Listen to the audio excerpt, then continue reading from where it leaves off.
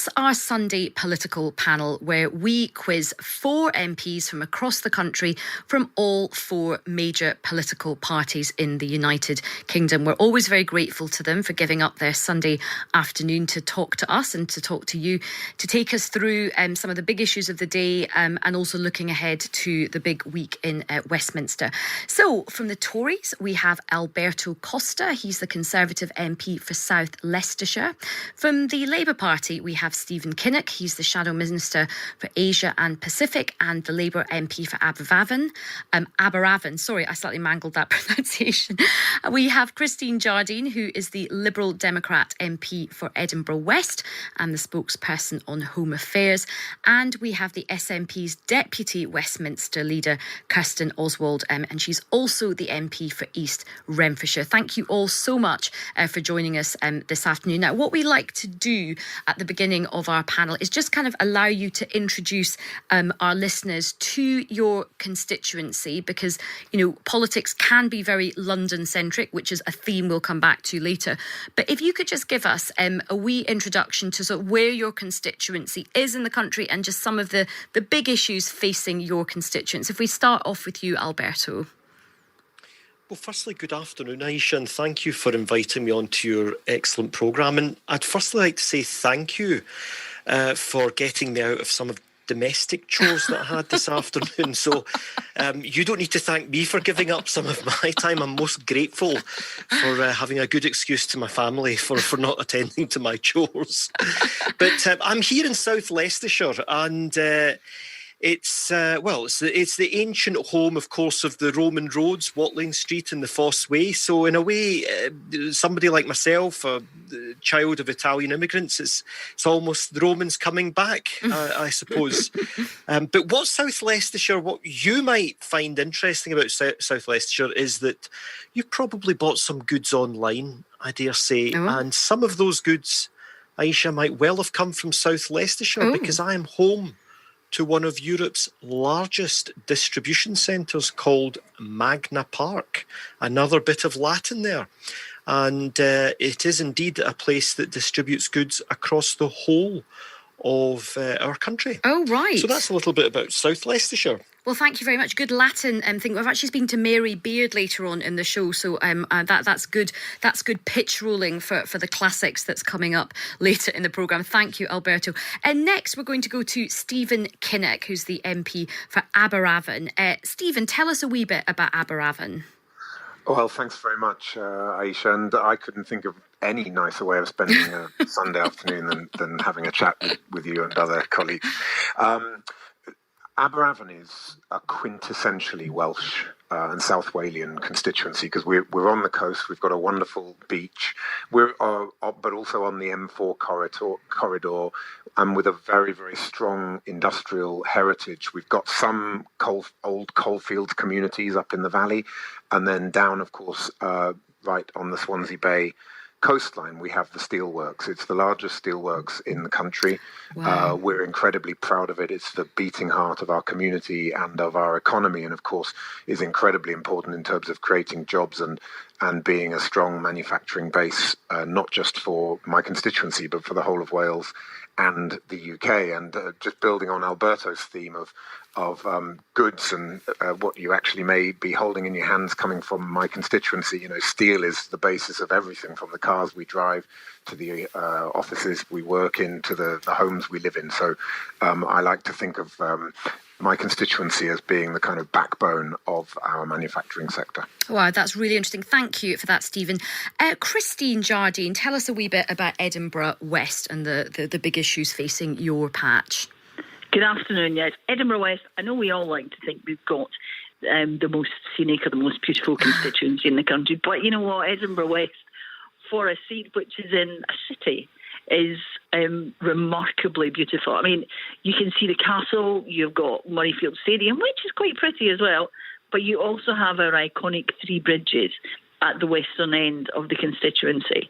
The Forth Bridge, the Forth Road Bridge, and the new Queensferry Crossing. But we have 2 pandas that are quite popular at Edinburgh Zoo. So it's a warm, friendly place to be. We're suffering at the moment, of course, like everywhere else, because of COVID, we've taken a big hit. Tourism, the loss of the festivals, the airport, which is a major employer in the constituency, is struggling. We also, of course, have RBS, is the biggest employer in the constituency, with their world headquarters out at Gogarburn, and Diageo as well. But at the moment, it's not a very fun place to be because of COVID-19, because, of course, we're one of the 5 health boards in Scotland, where there are extra restrictions at the moment because of our increase in numbers. Right. Pubs are all closed, and we are being advised people shouldn't travel to or from this part of the country at the moment. So, like everywhere else, we're struggling a bit with COVID, but keeping a smile on our faces. Absolutely, well, and you're right. It's a beautiful part of the world. I remember the joke about the 2 pandas. It was also about the joke. There were more pandas than there were like Conservative MPs, except that I think applies to Labour MPs now as well. Yeah, Nothing if not self-aware, Christine. Nothing if not self-aware. And Kirsten, tell us about East Renfrewshire, which is my family actually live in East Renfrewshire, but tell our listeners all about it. Well, you'll know why East Renfrewshire is a lovely place, and Christine's right. We all like to think that our constituencies are the best. Maybe that's human nature, but I think East Renfrewshire is lovely. I've been out and about this weekend, and it's been sunny. It's been lovely. It's really difficult, of course, at the moment for people with all the challenges that COVID brings, but East Ren is a great place. It's one of the most diverse communities in Scotland, and I think that really adds to everything that we're all about. It's a largely suburban place, but we go right up to the edge of the city of Glasgow, and then right out to Whiteby Wind Farm and the Eagleson Moor. So it's quite a mixed bag in every way, and I think that's what makes it the really interesting place that it is to live in. One of the big things, apart from the obvious challenges of COVID that are concerning people here at the moment, is issues to do with Brexit, and that's been a theme, for the last few years. These are really big concerns for people here. These concerns have not gone away, and in fact, I think they've probably increased significantly, and that's probably not surprising in an area that voted 3/4 of the constituency have voted to remain in the EU. Okay. So these are the things that are vexing people around East Renfrewshire just now. Well, thank you very much. As I always really enjoy that kind of like quick whisk across the country, because it gives us all a sort of a really important picture, because for so many people Westminster seems to be the only thing about politics, and that's just not the case. But look, we're going to crack on to some of the big stories, and of course COVID is the big story in town, as it always is.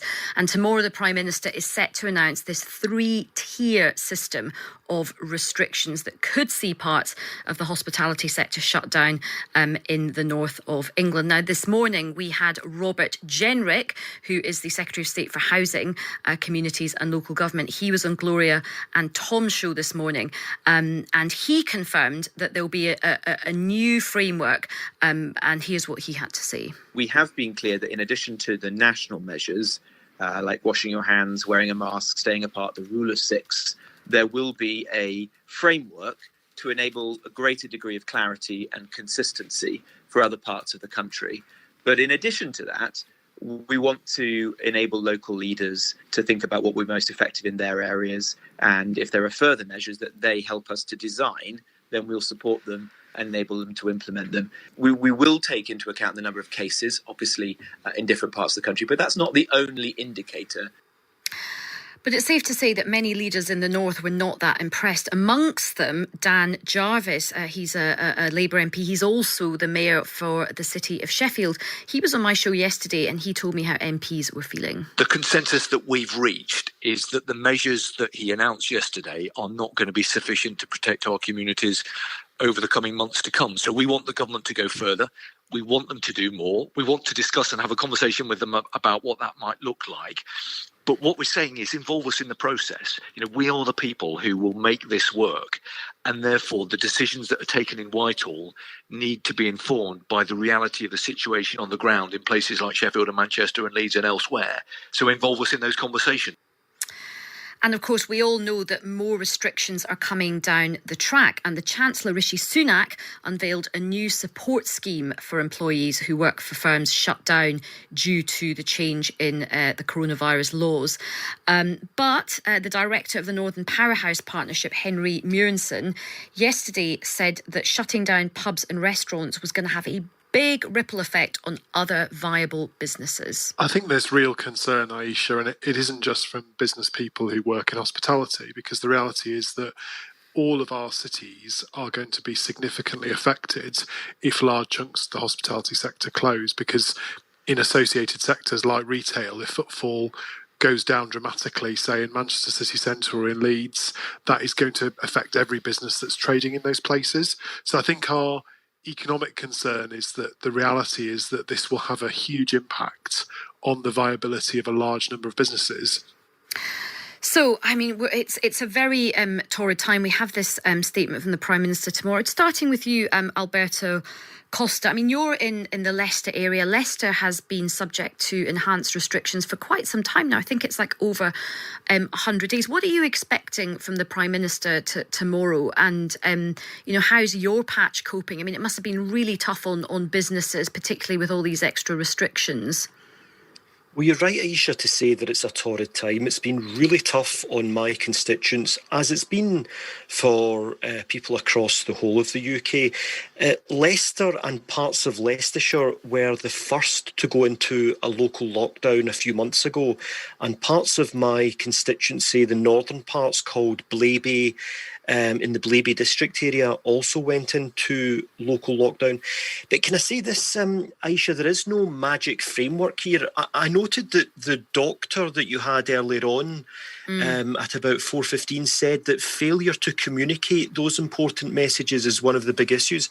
And I would agree with him. I think my experience of a local lockdown is that even where local stakeholders are making decisions, in my case, I had the City of Leicester Labour run and Leicestershire County Council Conservative run. Whilst both of those local authorities got on very well with one another, on the day of the lockdown itself, it wasn't central government that was delineating the boundary in which the lockdown applied. It was the local stakeholders.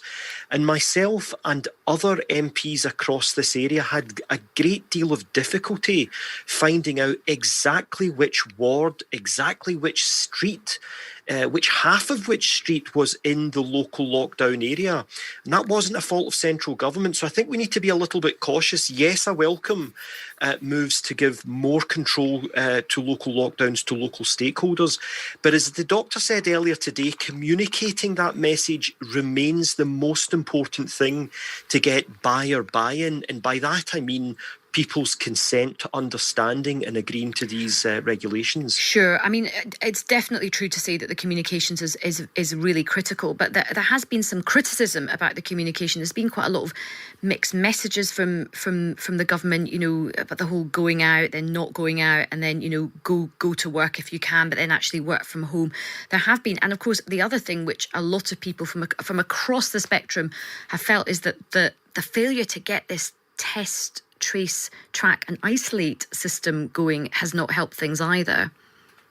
Well, look, I'm not going to dispute some of the things that you said, but let's just take stock of where we are. 6 months ago, we became aware, finally, that there was a truly deadly virus in Britain as it was sweeping its way across the globe. It was something out of a science fiction novel.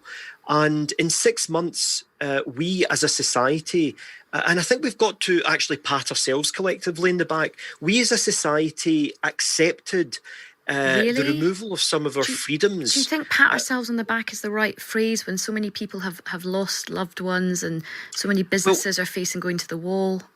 What I mean by pat in the back, I'm actually complimenting the British people for having observed draconian measures that remove their freedoms. I mean, I don't think you or I entered politics wishing to witness such a draconian measure. Oh, no, not at all. Whether it's devolved government or national government imposing such restrictions on our freedoms, it's unparalleled in the modern era. But the British people took to them. The British people understood the necessity of these restrictions. And can I say, there's a bit of an exclusive for you today, Aisha, an exclusive for Times Radio, and it's this. I don't know if you've managed to see the Ipsos poll, the Mori poll that's just been released, but it says majority of Britons support local lockdowns, even if it impacts them directly. And the findings reveal 73% of Britons support local lockdowns in areas where coronavirus is rising, and 68% of Britons support implementing local lockdowns where they live if needed. And it goes on with that sort of, I think, positive outcome that people understand. Okay, why Alberto, national government taking these measures. Thank you for that. That is very useful to know. We're just coming up to the we just passed the 1:30 hour, so we just need to go and get some news and sport. But we're going to come back to Stephen, Christine, and Kirsten. But let's get the latest news and sport with Richard Hilton. This is Times Radio. Welcome back to the show with me, Aisha Hazarika, and it's our Sunday political panel. I'm joined by Alberto Costa from the Conservative Party, Stephen Kinnock from Labour, Christine Jardine from the Liberal Democrats, and Kirsten Oswald from the SNP. Stephen Kinnock, I'm going to come to you next. I mean, it's all a bit of a mess, isn't it? I mean, it does feel like everybody is upset. I mean, I think people do have some sympathy with the fact that this is a difficult situation, but a lot of anger from the sort of nations and regions, particularly those northern leaders. But of course, you have a different set of circumstances in Wales. You are running things differently. But what's your take on the situation? Yes, I think it is very, very messy. And I think everybody genuinely wants the UK government to succeed, and we genuinely want all of our local authorities and also the devolved administrations to succeed. But the challenge we're facing is an increasingly shambolic and chaotic approach from the UK government, and we just seem to be lurching from crisis to crisis. And when things go wrong, the government seems to look a bit mystified as to why they've gone wrong. And I think a lot of it boils down to two things. One is about communications, and the government seems to have this habit of sort of doing anonymous briefings and leakings to Thursday or Friday newspapers in advance of the weekend, further briefings, and then the Prime Minister, may come and make an announcement. But by that stage, there's a sort of cloud of confusion around what the government's planning to do. And then the other thing it really does boil down to is test, trace, and isolate. And the privatised and centralised way that the UK government is doing test, trace and isolate is simply not working. Eye-watering sums of money being given to companies like Serco, whereas what we should be doing is mobilising and empowering the local public health directors who know their communities and are able to really engage and get that contact tracing to work. And that's the big difference, I think, between the Welsh government and the UK government is, we're hitting about 91% of our contact tracing in Wales.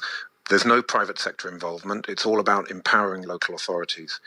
And that's compared to 64% across England. So that's a huge difference. And that makes a massive difference both in terms of confidence, in terms of public health, which has, of course, a knock-on effect to confidence in the economy. So get the comms right, sort it out, and get the contact tracing right. And I think there's, a clear case now for looking at bringing local authorities much more clearly into the round. Modern government is about coordination and communication and cooperation, not top-down, trying to pull a lever in Whitehall and thinking you're going to get the results that you want across the country. I mean, on the cover of the Sunday Times today, there is a kind of a nod to that, saying that there's a U-turn on testing looming, and that more control is going to be given to local authorities. But I just want to pick up on something that Christopher Hope and I were talking about earlier. I mean, there is a feeling that some of these northern Labour leaders are doing a bit more of a job on opposition than your own leader, Sir Keir Starmer.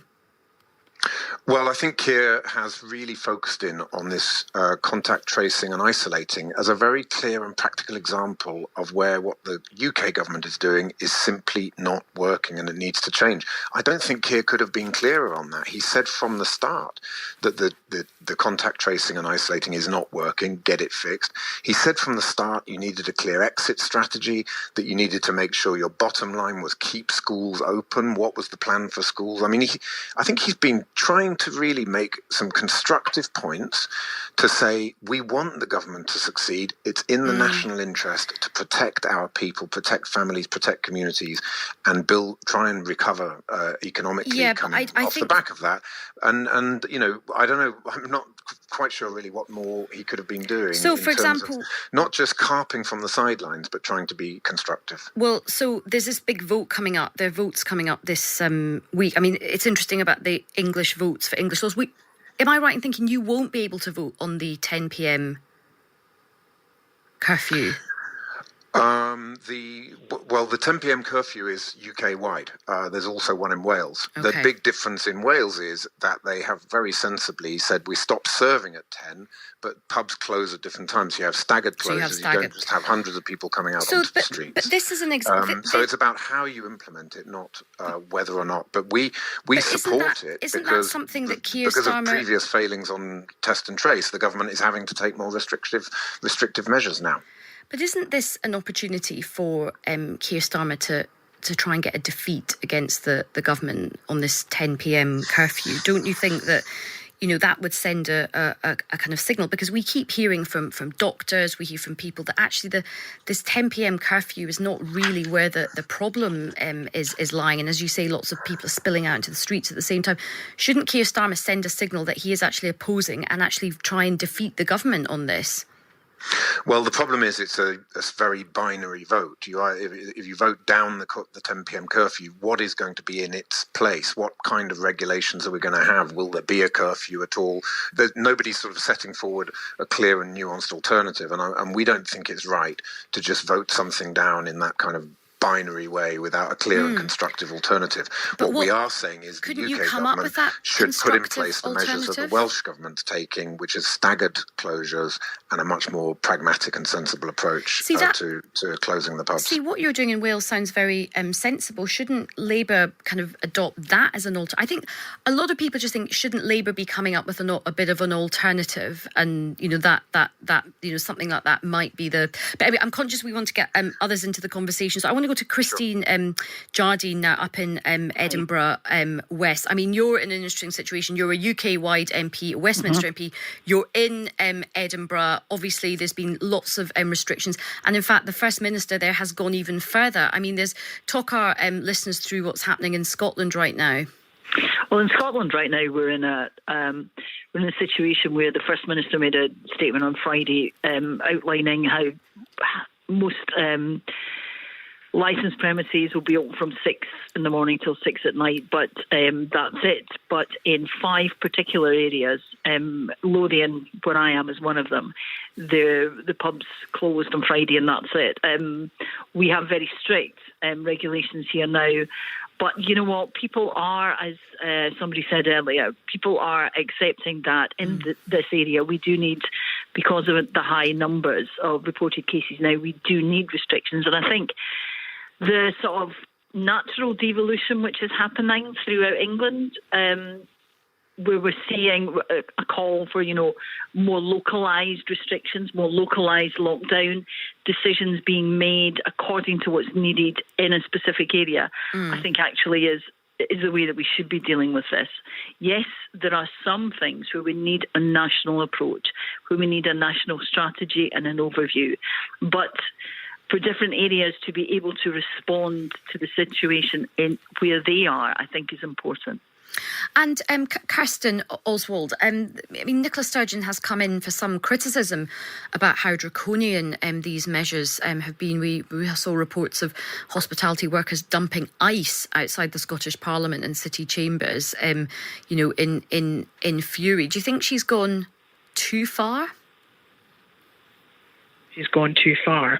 I think that it's a really challenging time, and you know, nobody would argue with that. But her job and the job of any leader in this situation is to make these difficult decisions, and they are difficult. They have to be weighed up very carefully in terms of the evidence that is there, in terms of the well-being of the population, and also people's own mental well-being, the economy. All of these things have to be weighed up together. But ultimately, her job is to protect the lives of people in Scotland, and that's what underlies the decision that she's taken.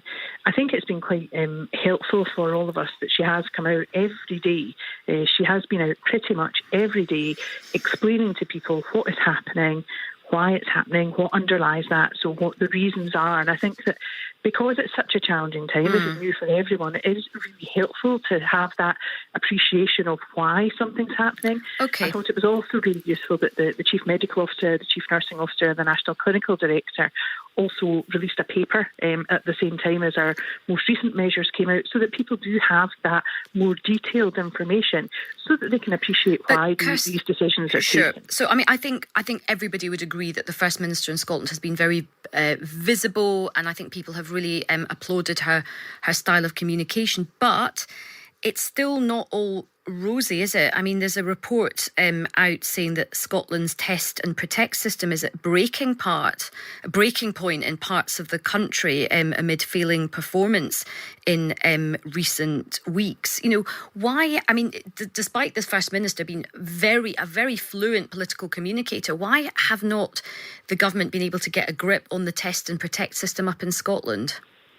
The test and protect system in Scotland is generally working well. So if you think about the way that things have been going, between June and September, the Scottish system managed to contact 96% of all of the people who had a positive test result. That's important. That's what underlies an awful lot of the further action, is the data that comes from that, and obviously that helps to protect people. The comparative figure for England is, I think, 61%. Okay. So nobody would suggest that everything is always rosy and perfect. And although just to give you some work, just to give some other figures that we continue. The Scottish Sun reported yesterday that some cases are taking 10 days to deal with, and that the proportion of infected people interviewed within 24 hours has fallen by 11 percentage points over the past 6 weeks. So it does feel like there are problems, as well as Nicola Sturgeon being a very, very good communicator, there are problems. Speaking of another problem, Margaret Ferrier, I mean, we've all been slightly agog at this interview where she's hanging on. We spoke to Jed Killen earlier, he was her predecessor. Shouldn't the SNP just expel Margaret Ferrier now? There's a process that would have to be followed before anything like that could happen, so it wouldn't be appropriate to go anywhere without that process having been undertaken. Margaret has been suspended by the SNP. She had the whip withdrawn immediately. It became clear what had happened. I think that that's understandable and right that these things have both happened. It is a really astonishing and disappointing situation for me as well. So that doesn't give me any pleasure to say that to you, because Margaret is my friend, but I can't defend this.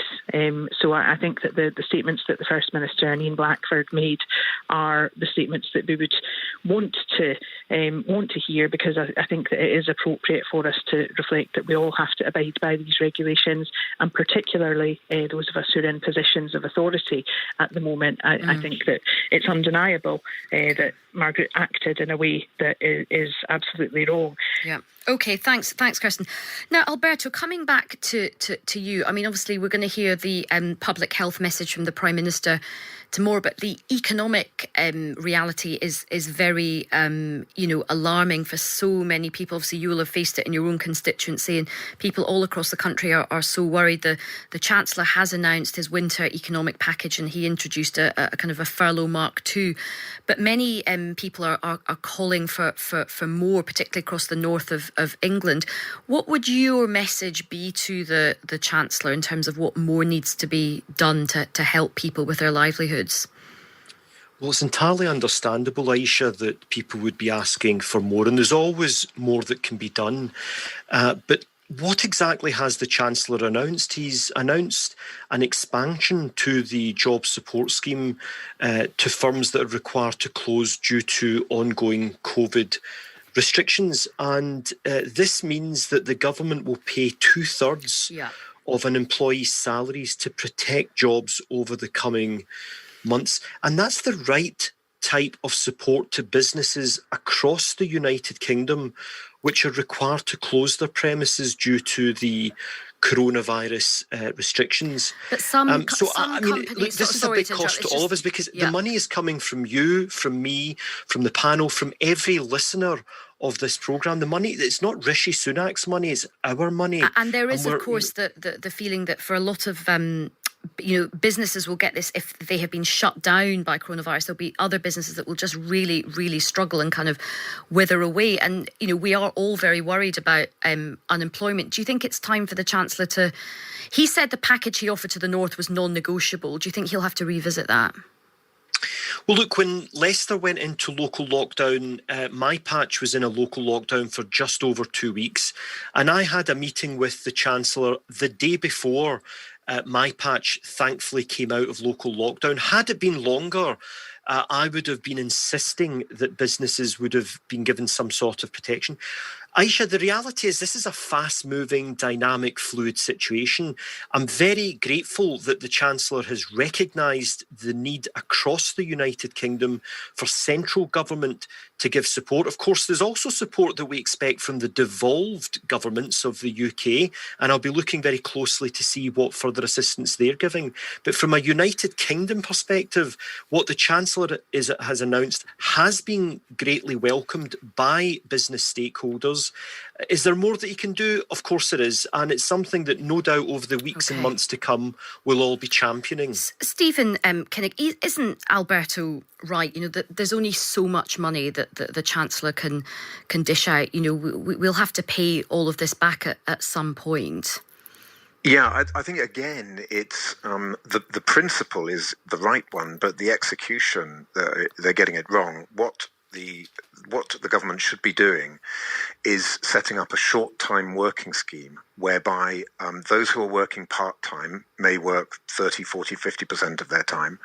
The rest of their salary is topped up from a furlough-type scheme so that you encourage employers then to keep more people on working part-time. The problem with this one-size-fits-all, do it or drop it approach that's coming from the government is that it will incentivize employers rather to let people go rather than keep more people on working part-time. And that should have been the objective. It should have been about head count, keeping as many people working part-time as possible. So I think we support the principle of supporting the economy, but they're getting the execution of it wrong. Also, in terms of providing more support to local authorities and to support businesses. There's a £1.2 billion underspend on the government's business support scheme. The government should be tapping into that, parcelling that up and providing that to local authorities because they know best how to support the critical local businesses on the ground. So it's about the execution, really. Okay. Christine Jardine, do you think the Chancellor has got it just about right in very difficult circumstances? No, I don't actually. I think I agree with much of what Stephen said, and I think that he really needs to go further. He should be extending furlough right through to June of next year. 6 weeks is not going to make an awful lot of difference. And also the support scheme he and Christine, what about the cost of that though? Who's going to pick up the tab for that? Well, this is the big thing. Everybody's talking as if, I noticed from Alberta there, this is money that the country is somehow giving away. No, it's not. This is an investment in getting us through this. This is an investment in saving jobs. It would cost £10 billion to extend furlough through to June of next year, which is only marginally more than what they're doing at the moment is costing. But it's not just about faceless companies. This is about people's jobs, and it's investing in keeping people in work, keeping those skills so that when we get to the other side of this, we can have a strong economy, that the economy survives and that we haven't lost the skills that we need to move on. We don't know what the economy will look like a year and a half from now, so we have to be flexible and we have to imagine a country where we don't do enough for the arts, where we don't support our arts industries through this, and our cultural industries. Yes. What will it look like at the end of it? We need to make the effort. That is very true, and people are very, very worried about that. I mean, I obviously have skin in the game on that, and that myself. We've discussed that a lot in that programme, so that's a very good point. Kirsten, what is the Scottish Government doing to sort of protect businesses and jobs? Because, of course, lots of businesses very, very worried about what lies ahead, particularly in hospitality in the Central Belt. It's a really concerning time. I think that's undeniable, and businesses all over Scotland and all over the UK are concerned about what lies ahead. So that's why we would absolutely continue to call for the Chancellor to rethink his position on furlough, and that's something that we have been saying for a long time. But there's still time for him to do that. His choices have been political choices so far. I think that it would be incredibly important to try and preserve jobs if he took the decision to rethink that. That would be profoundly helpful. The Scottish Government are putting in funds in a wide variety of ways. They've put £40 million into supporting these hospitality businesses that are impacted by our 16-day close down. But ultimately, these powers lie with the Westminster Government. So we don't know even at present what the financial implications of the latest measures that the Chancellor is putting into place are going to be for Scotland. So we await that kind of information. We awaited a budget which would have allowed us to budget and allowed us to plan to support businesses and to support communities in Scotland. So I think that we really need to hear significantly more clarity from the Chancellor and from the UK Government, because jobs depend on it. Thank you. Now, we're almost out of time, and it's been, honestly, I could talk to you for hours because there's just so much to discuss, but there's one topic I just want to swish round all four of you and just get relatively prompt replies from, and this is the story that IPSA, the independent body responsible for overseeing your pay, says that MPs could get a £3,000 pay rise under new proposals. There's obviously a lot of anger about this. I think it's really important to say MPs don't decide their own pay. There's a bit of misinformation about that. That is set by this independent body. But I want to know from all of you, what are you going to do with that £3,000? Are you going to keep it, or are you going to do something else with it? Alberto. Well, Aisha, as you correctly said, it's an independent body. 11 years ago, the scandal that happened with MPs' expenses was unacceptable. Now, I would ask you to correct what I'm going to do with the £3,000. None of us know if we're going to be offered £3,000. It's a consultation that IPSA have undertaken. That consultation runs for a number of weeks. But afterwards, let's say just IPSA then takes a decision, and that decision is then applied. So actually, no doubt we're going to be asked this question again. Alberto, I'm conscious of time, so just let's do me the. Let's say it does go through. Will you keep it, or will you do something with it?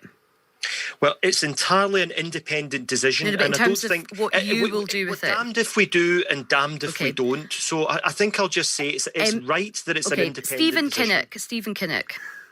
Aisha, I will take a private decision on it, because what I don't think is right is when people sort of make a big public show about whether they're going to give the money to charity or they're going to do something else with it, because I don't really think that's the point. It shouldn't be about sort of signalling. It should be about a personal choice in terms of what you are doing if we do get this money. So I think it's a private choice. Okay. Christine Jardine. I actually agree with Stephen. I think it's frustrating for us that this decision has been made at the moment, and there's no mechanism for us really to say no, we don't want it. It's not our decision. I don't think I really want to get into a sort of private signalling. I'm doing this with the money. Everybody else should do it. It's frustrating. It's not something I've got any control over, but I'll make a private decision. Okay, everyone being private. Kirsten, are you going to stick with that as well? What I would say actually is I think it's completely inappropriate that this has been proposed at all. There's people all over Scotland, all over the UK that are losing their jobs, that have lost their jobs. There is absolutely no compulsion upon IPSA to go down this road. So I'm glad that they're consulting on it, and I hope. But what would you? They will get a very clear, clear voice from people about the fact that this is. But if you get the money in your account, they will not receive that. Like others, I may not go into the ins and outs. I'm not sure that is particularly helpful. But I think what would be particularly helpful useful would be for IPSA to rethink the whole thing.